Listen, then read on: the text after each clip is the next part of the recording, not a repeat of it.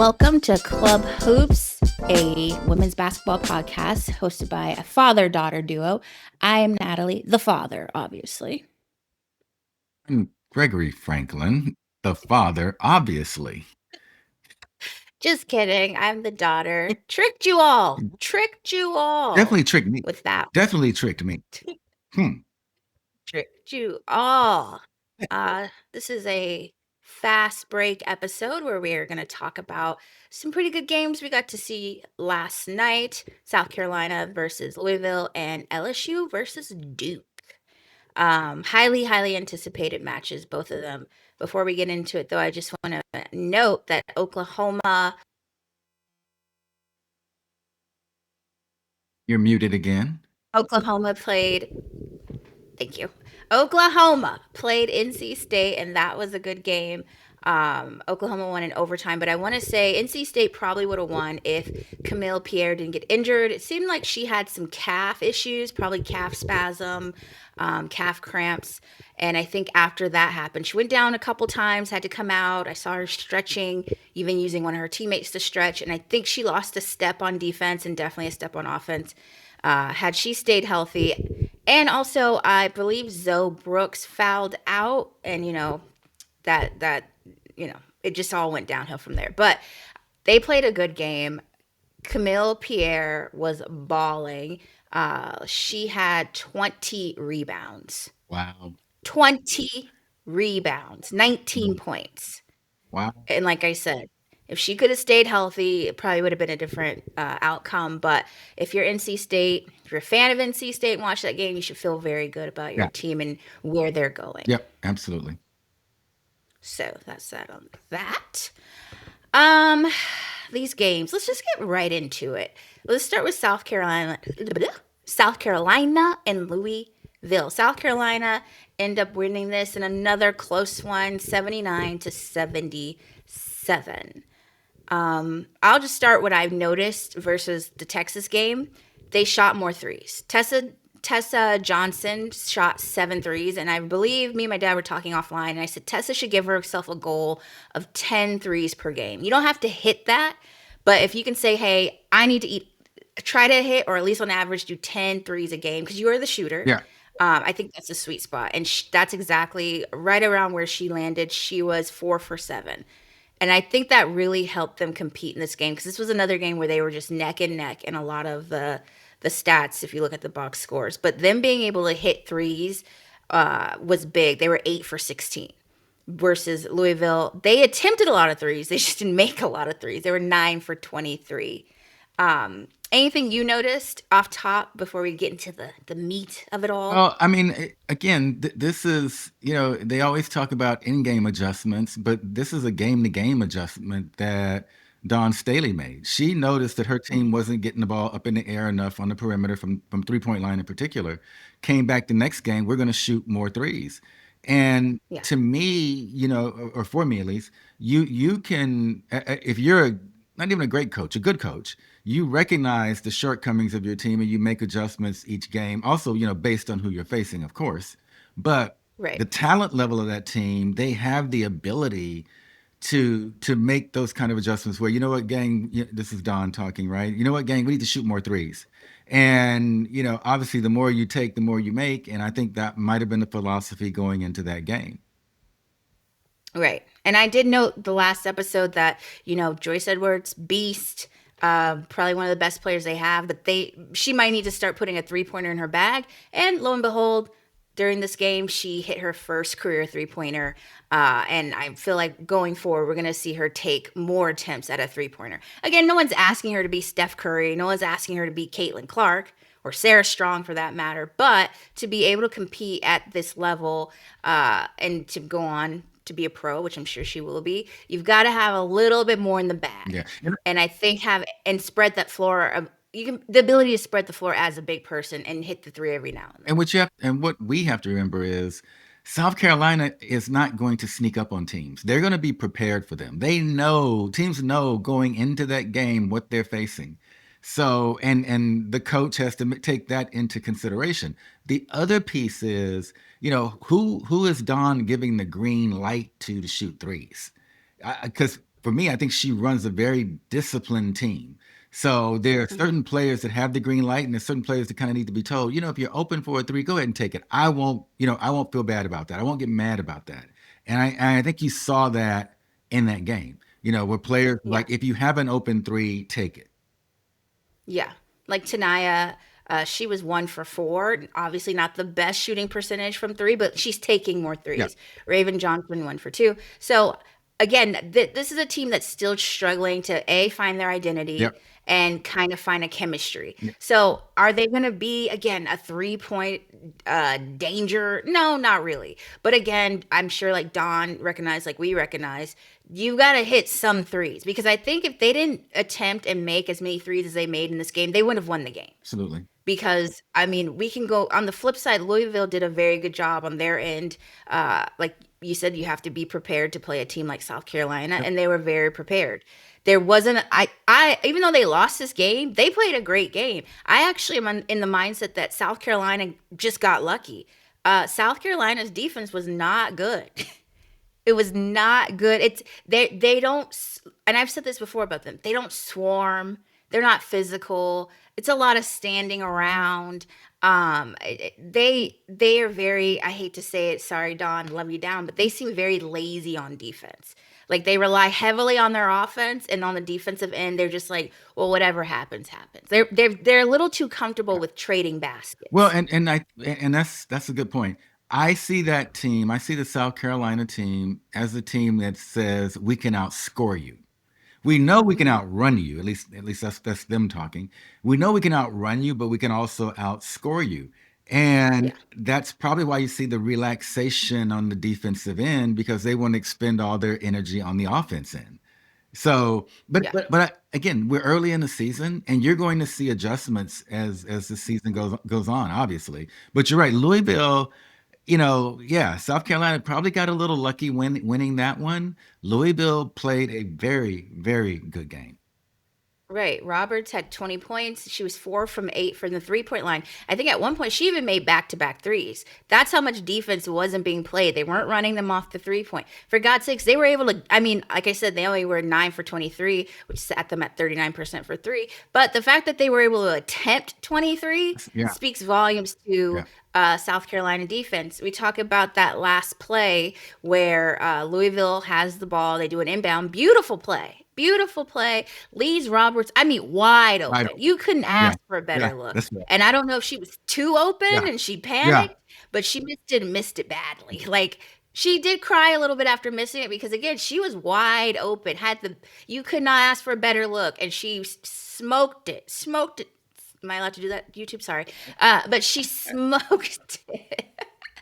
Smoked it. And that's why I say South Carolina got I- really, really lucky because she could have hit that. Anybody could hit that. So they got lucky on that end. But their defense, they're gonna have to tighten that up if they plan on winning anything, going anywhere, all that stuff. Sorry, my lip gloss is getting out of control.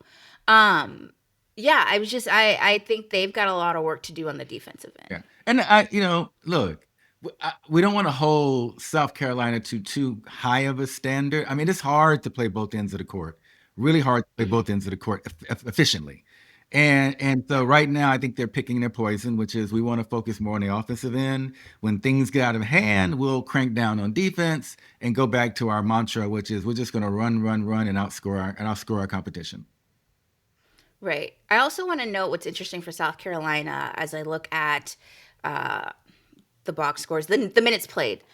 Their bench really did not contribute to this game. Dawn did not use her bench at all. The bench, 4 minutes, 9 minutes. Maddie McDaniel, 5 minutes. The starters played 35, 33, 38, 38, 38. Don really, really relied on the starters. And maybe to your point of it's hard playing both sides of the Yeah, ball, maybe some fatigue was setting yeah, in yeah, because they were playing such high yeah, minutes. Um, this speaks to maybe the lack of depth they've had, specifically compared to in the past. Again, like I like to say, South Carolina, very spoiled fan yeah. base. But again, they're missing Chloe Kitts, they're missing Ashlyn. So maybe this is them still trying to adjust again, still trying to find the groove, and as Don said after the Texas game, which players they can rely on to do certain Yeah. things. Yeah, and that could be a future red flag. If you're going to attempt to play both ends of the court equally, then I've got to use my bench. I've got to Yeah, have I can't those are big minutes. And those minutes yeah, add up, over game yeah, for sure, but they definitely add up during a game. Yeah. yeah. And you go on the other side with Louisville, their bench 17 minutes, 19 minutes, 37 minutes, and they produced 7, 12, 15 points. Like I said, South Carolina just got really lucky. There's nothing I can say they did so much better Yeah. than Louisville. They just got really lucky. They were able to put some threes in the basket to kind of give them, like I said, that our last episode, the edge, Yeah. and it helped them a lot. But they got really lucky, and shout out to Louisville again. I know they lost, but they looked really good, especially at this stage in the season. We're in November. They should feel good about where they are. South Carolina, I'm not saying they shouldn't feel good about where they are, but it lets them know they have a lot of work to do. Or as players like to say, we're not where we are right now, but we'll get there. Indeed. Indeed. Indeed. Indeed. We'll get there. Um, I'm trying to think. Oh, I would also want to point out though, Raven Johnson. Raven Johnson is really, really important to South Carolina because she keeps her composure. She has kind of like that quote unquote veteran composure about herself because Louisville went on a tiny little run. I think that when they made threes back to back, and she kept the composure and was able to get the ball down low and get South Carolina a quick two.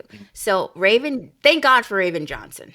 Yeah. Thank you, Jesus, because she's holding them together. Now, with that being said, in addition to them needing to work on their defense, they need to work on, and I get it, they're playing big minutes, so maybe this is something that will come once we balance out the minutes. They play with no energy. It's a very flat team. There's nobody like yelling and saying, let's go. When we talk about LSU, it's going to be night and day, the energy. But still focusing on South Carolina, they need to really, and again, this could be going back to still trying to find their identity.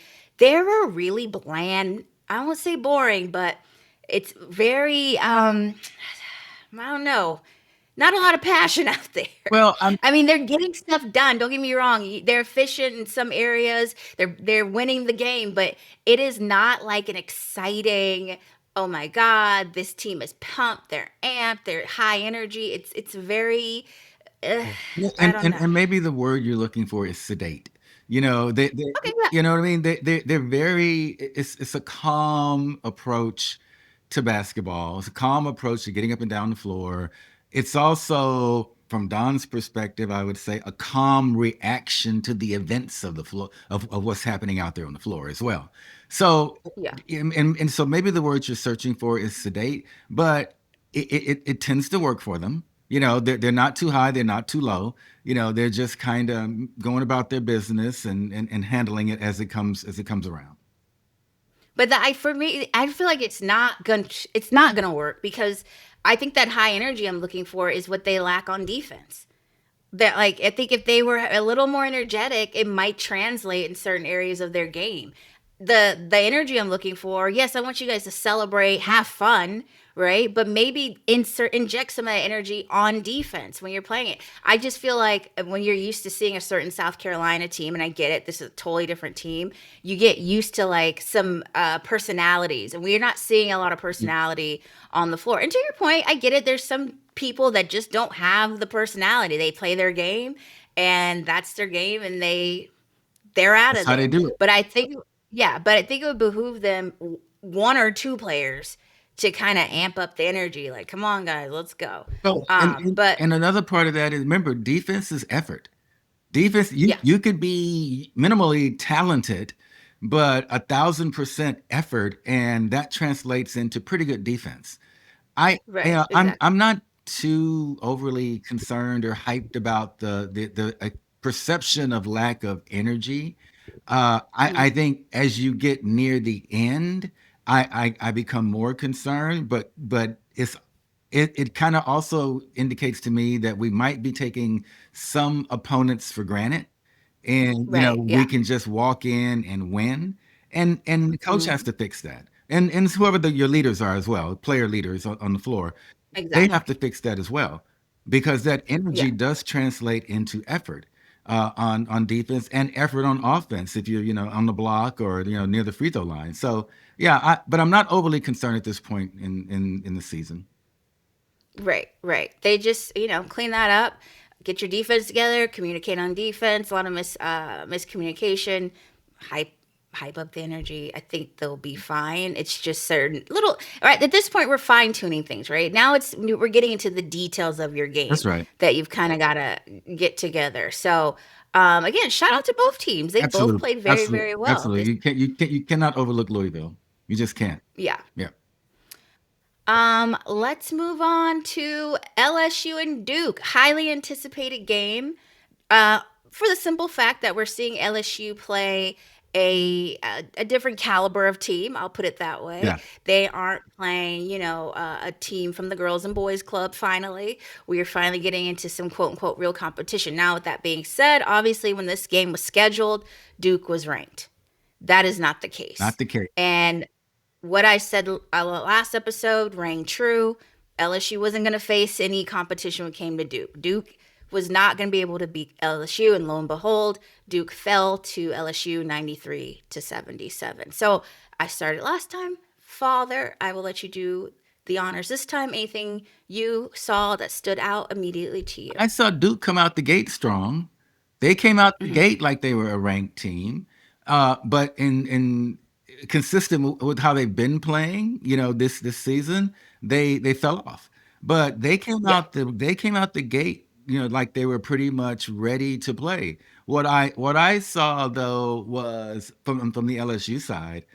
And even though you're right, who they have played up to this point have not been necessarily, the greatest of teams. But I saw them come out playing Duke like they were playing for a national championship. They Right. they had something on in their minds that really could only be taken care of by beating Duke in the way that they beat Duke. So Mhm. I will say this, and Kim Mulkey, love her dearly. Kim had talking about energy. Kim had the energy of this is a championship game. Although she didn't admit that at the desk, she had energy that this is a championship game. She unleashed the hounds, the dogs. She Mhm. said, "Go get me a victory by a substantial margin." I am, and I'm not really, focused on, streaks and all of that. Particularly, it's all about wins and losses. But they had an 8 game streak of 100 points or more. They fell short this game, 93. But who cares about things, the margins of victory and things like that? They still won the game. So Right. LSU came out very, very, very, very passionate, very intense. And Flau'jae Johnson, truly, she had something to prove. Had Right. Yeah, I agree with everything you're saying. Duke, I mean, I said this when they played South Carolina. I'm going to say it again. The score does not really reflect, the way Duke played. 93-97, you'd like, oh, 93-77, oh, blowout. They played a great game. At one point this game was 1-14 Duke. Yeah. Like you said, Dad, they came out swinging. They came out with Yep. intentions. They came out with a game Yep. plan. The first half, even, Yep. they played a great first Yep. half. The problem is, you got Kim Mulkey on the other side, you got Flau'jae Johnson on the other side, Malaysia Fulwiley, Michaela Williams, and so on and so forth. They just could not compete. No. Unfortunately, you can't compete. First of all, LSU, like you said, Dad, so much energy. The defense is crazy. They are physical on defense. They are active on defense. Malaysia, well, Fuaili had some pretty good steals. Um, they're just really they're that active on defense. On offense, they are fast. They like, and how can you not be with Malaysia and Fauji? They like to run. Yeah. So you're working really hard on both sides of the ball if you're Duke. So some fatigue was set in. Also, LSU had a major advantage in the paint. For points in the paint, LSU had 52 to Duke's 36. They just couldn't compete. Income. They couldn't. Poor little Toby. Poor little Toby could not compete in the paint against LSU and their bigs. LSU was just the better team. And like I said, going into this game, Duke, they don't put up big points. They haven't really found their offense in that way. Versus LSU, like you said, they're running it up. 100 plus points a game. Even here, they still scored Yeah. 93. Yeah. They still Yeah. scored Yeah. 93. Now I will admit, Duke, they got a lot of threes off. They just couldn't hit. They were 8 for 24 from 3. Yeah. That's not going to do Yeah. it. It's just and I think LSU, to your point of having something to prove, LSU needed to prove to a lot of critics, me being one of them, but I just like to joke that even though, yeah, we might not be playing anybody, but we're a good team. The competition we face is not an indication of what we can or can't do, No, I right? agree. I agree. I totally agree. Yeah, I would have, and what makes this all very interesting to me. I love Kim Mulkey. I do. She in game during the game, she has so much passion and energy for yeah, the game itself, and that translates to for her. She's been lucky. It translates to wins, but it also permeates to her players. Flage was having out of body experiences, and she was turned. it was turned. She was And every time she had lit. one, Kim's leg goes in the air. I mean, she kicks. Yeah. So I am, I am just and Kim, I think has been that way since she's been coaching, particularly at LSU. But it is amazing how, as a coach, she, regardless of who they play, she has this continuous stream of energy. Right. I mean, they were up by 24. Flage hit a jumper on the elbow. You look over to Kim, she's having an out of body experience on a made basket, and you're up by 24. Like that was the game winner. I mean, In the final in four. the final four, it was quite incredible. Quite Right. incredible. So And yeah, sorry, go no, ahead. and I was gonna say, and I think where Kara, and I, again, former Sacramento Monarch, she has a ring. We here in Sacramento, we know her well. Kara didn't match that energy. Yeah. Even if you're down, your players are looking to you, to continue to have the energy that you had at the beginning of the game, because as long as there's minutes on the clock, we want to play hard and want to play tough. But I need my coach to show me or indicate to me that that's where her head is as well. She folded up a little bit, once Flage started doing what she was doing and kind of getting in her face and saying some things. She became a little bit more. She became much more reserved, and she has to get past that. I mean, yeah, and to just to play devil's advocate or give her some grace, who can really match Kim Mulkey's No one, energy for no one? one. But for two, I think when you're on a losing streak, it's and you kind of see each game you're losing. I think it's and this is no excuse. I totally agree with you. I'm just saying the reason why she might be a little melancholy. She's losing. And there's really nothing you can do about it because again, you can't compete in the paint. And another point I was just gonna make: free throws. Your team can't make free throws. Yeah, 11 for 19. You shot more free throws than LSU, but LSU was 14 for 16. You have an all-around scoring issue, and I'm sure from a head coach while you're watching the game, how can I fix it? I can't. You can make adjustments on defense. You can make adjustments here and there, but I can't help you put the ball in the basket. And I think that's the main challenge that Duke is facing this season is scoring. They're a very low scoring team, not for a lack of attempts and not for lack of effort. They can't execute. Like it's effort versus execution right now. They can't execute versus, well, we talk about LSU. They have effort and they can yeah, execute. yeah, Like they are a very, very good team, regardless of the schedule being not as tough as maybe other people. And I heard that Kim Mulkey's explanation or part of her explanation was, I have a lot of new freshmen. I don't know what they can do. yeah, So she's kind of just easing them into this yeah, season. And other people made the point, she's never had the toughest season, but she goes far when we start tournament play. I just think it's fun to make fun of people. So I rather enjoy it. But I still gave them their respect. I still said they will beat Duke. And beat Duke, they did. And so, what's your take on the dynamic between Flau'jae and I'm going to say the Duke. Well, let me call it out. Kara Lawson. Yeah.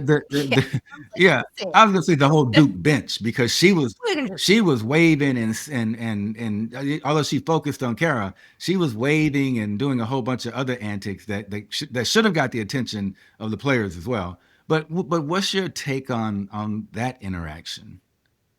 Well, I think first of all, basketball, very competitive sport. Flau'jae, very competitive individual.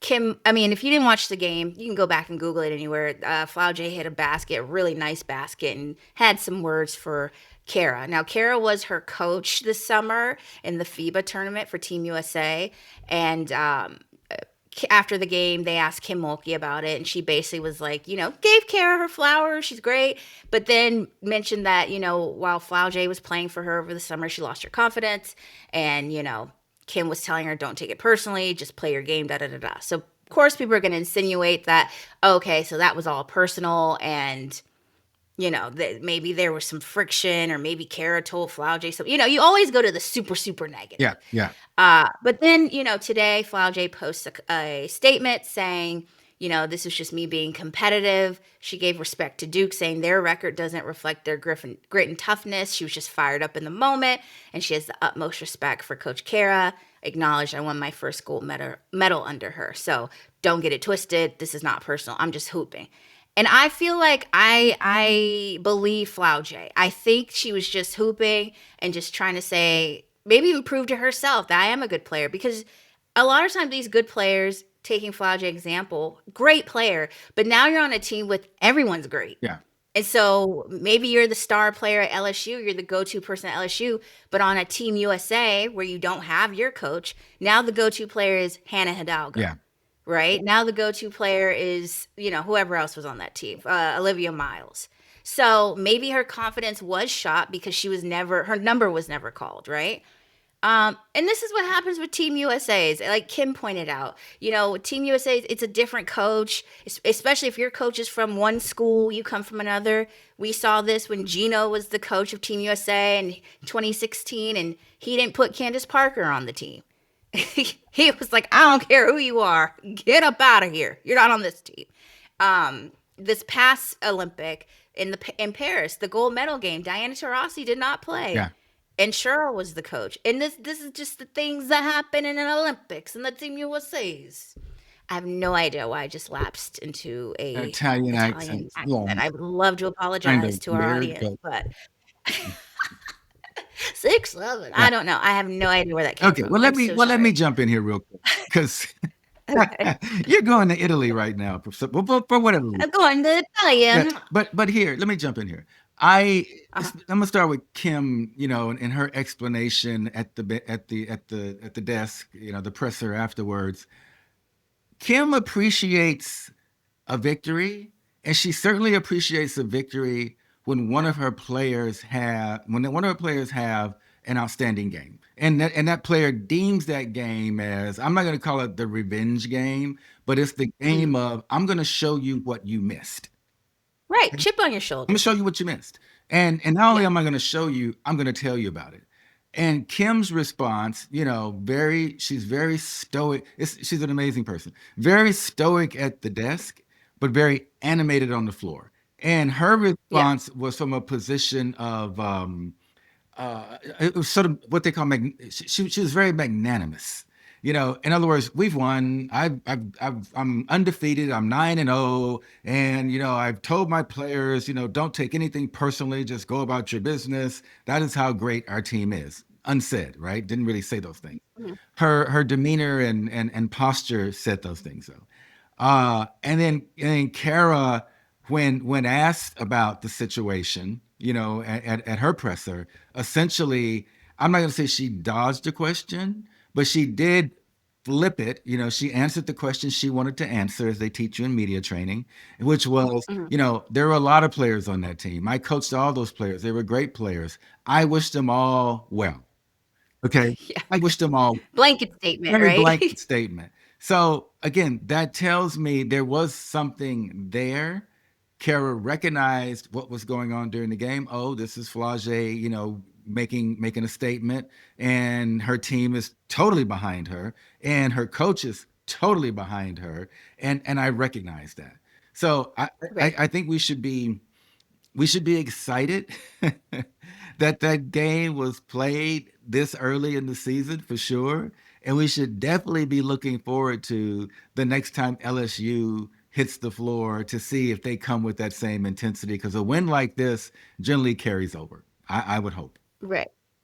And I don't expect Kara to have some emotional big response, much like Carrie Close, right? Yeah, Or Corey Close, very excuse close. me, from UCLA when she got snubbed a bit in the UCLA Tennessee game. Because I like to say, like Flavie Johnson, 22 years old. Kara is a 44-year-old woman. Yeah, She's not about to go back and no, forth with a it's child. not No gonna. It's not shade, gonna but happen. It's not gonna it's happen. not gonna happen. And Kara's been in basketball long enough this probably isn't her first rodeo with trash talk, be it a coach or be a player. So I think again, much ado about nothing. Very entertaining though. Yeah, yeah, So I appreciate that. Very fun.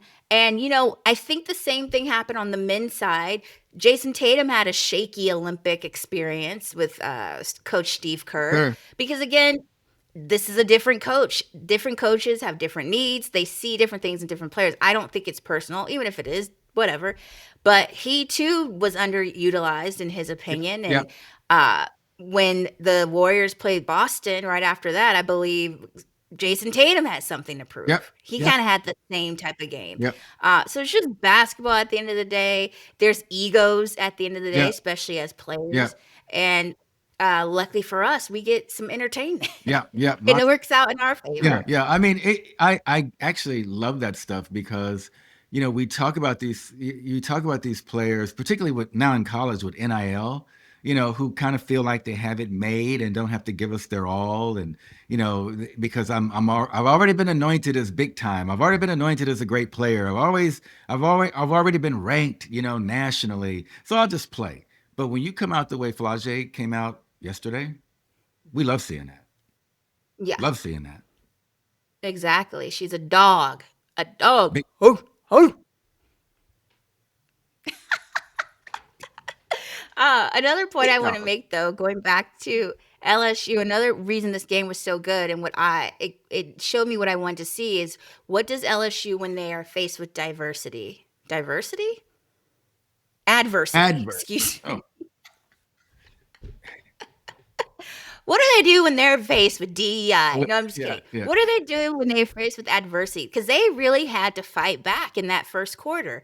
And that's what I wanted to see. I wanted to see, okay, it's all great when you can play a team and you know you're going to win and you have your game plan, but what do you do when the game plan isn't working? And they answered, they responded so well. I think on the other side with Duke, they are in the thick of their adversity. They have to really dig them out of this hole, dig themselves out of the hole that they're in right now. They've got to find a way.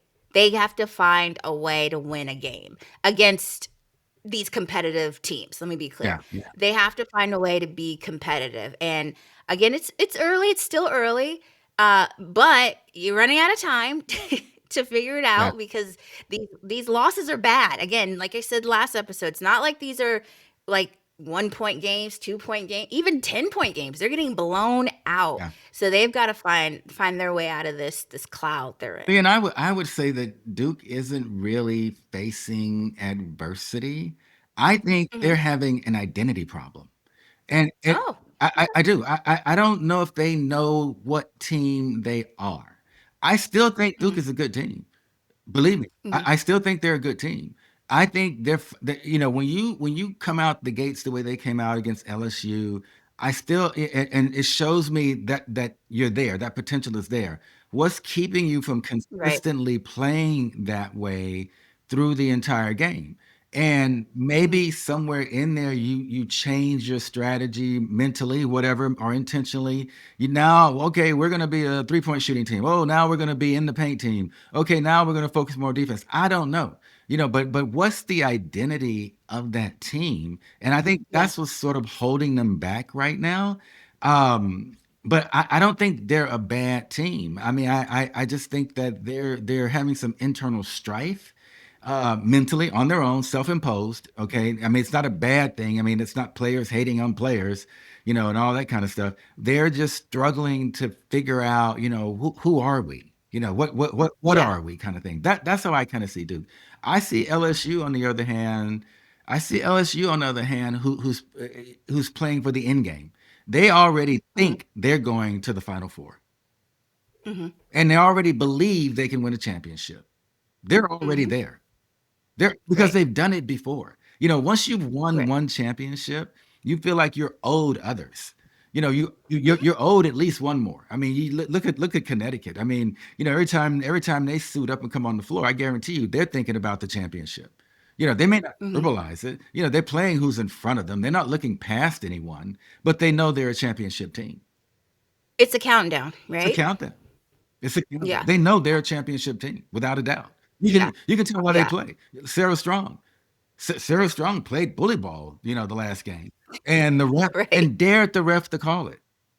Dared Right. them to Right. call She it, had and those they elbows and working. they did not call it. So they're already up in that mindset. LSU, I think they're in that mindset as well. Duke needs to get Yeah. in a similar mindset if they can, and Right. figure out how to get there.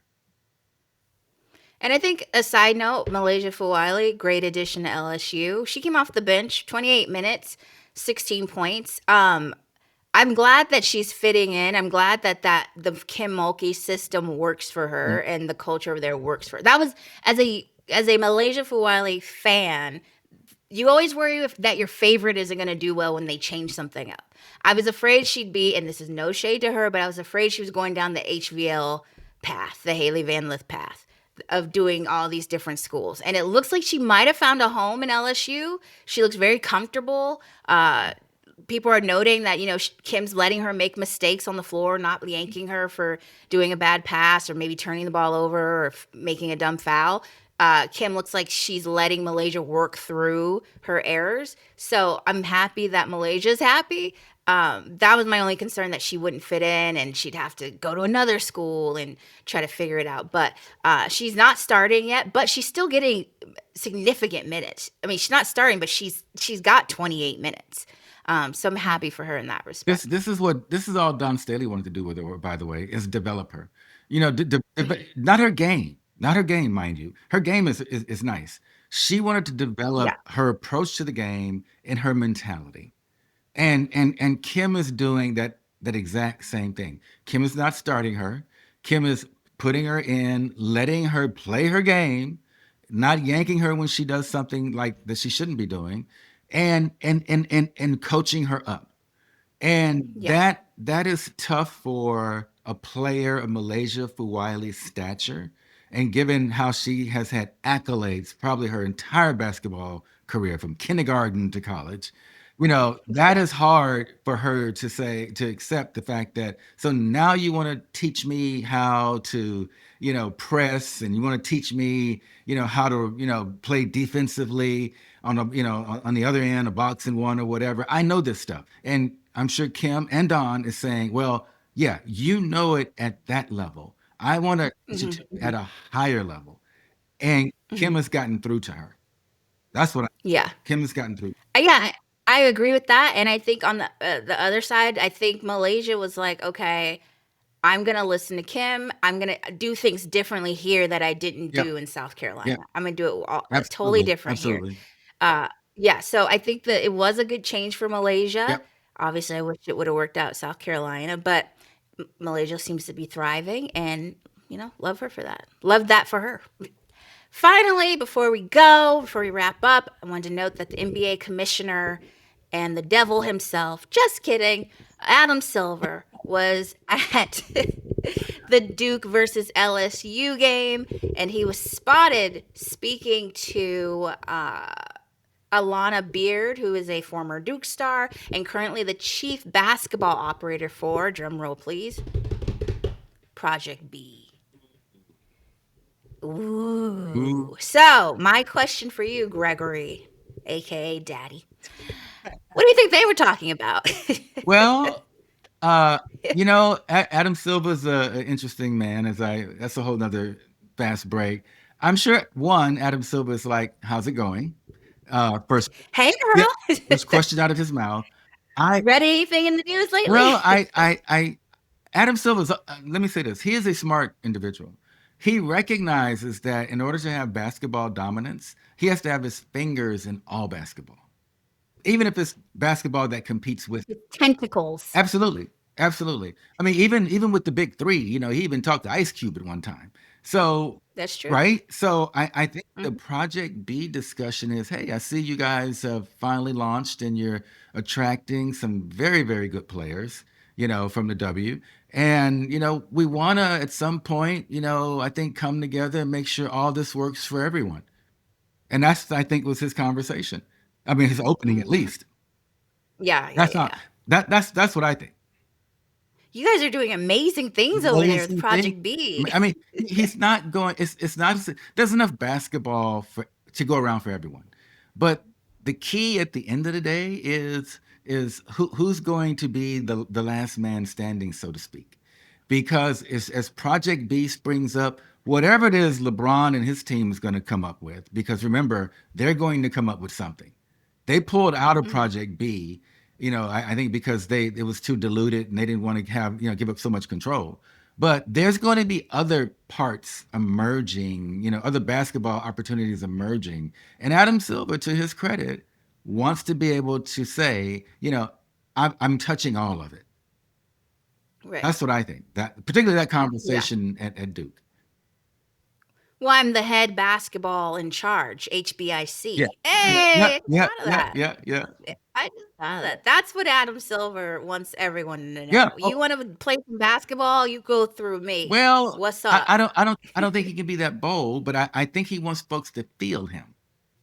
That's what I'm saying. I mean, he would never come out and say it, right? But to your point of touching all these areas of basketball, Indeed. even reaching Indeed. out to Ice Indeed. Cube Indeed. for the big three, he needs people to know like the NBA is Yeah. here. Like I'm still you're still in my That's world. right. That's Like I'm the big dog. you're gonna hear I'm from the big dog. me. Yeah, I'm still the big man on campus. Okay. But right. but I'm willing to let you attend a few classes.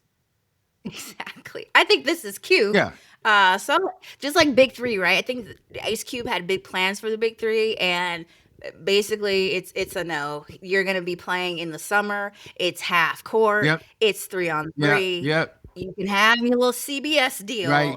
That's where the And buck and and stops. okay, You can have all these old that's what I NBA was gonna say. players. I was gonna say That's that. it. Yeah. Yep. Absolutely. So these games were part of the 2025 SEC ACC Women's Challenge. The SEC dominated 13 games to 3. SEC, as we know, is the better division. It's the division that best prepares you for the WNBA. I feel like this is why we're so hard on Lauren Betts, because in the SEC she only averages about 8 points. I could go on about her stats, but just in case you want to know the significance of why the SEC is important, why they dominate all the time, that is why. That is the top dog of division. And I will say the ACC obviously did not win a lot of games, but they gave them a run for their money. Yeah. If you watched any of these games, they were all really great. Even games we didn't talk about. They Ole Miss and Notre Dame, I believe, played last night. Another brilliant game. Like this was a great challenge, and women's basketball is in a great place, and we were very entertained Very this entertaining. week. Very entertaining. And like it can only get better. It can only get Right. better. It's up and it's Yeah. stuck, Uh-oh. as the great Belle Calise once said. Okay. Um, anything else you'd like to mention before we get up out of here? No, no, I love the fast breaks because I think this is very Fast break. informative. I love these things. I do too. So we will be back with another episode on Monday. Make sure you like, subscribe, hit the tiny bell so you know when we're posting. Thank you so much for watching and listening, and we will talk to you next time, guys. Bye. Folks.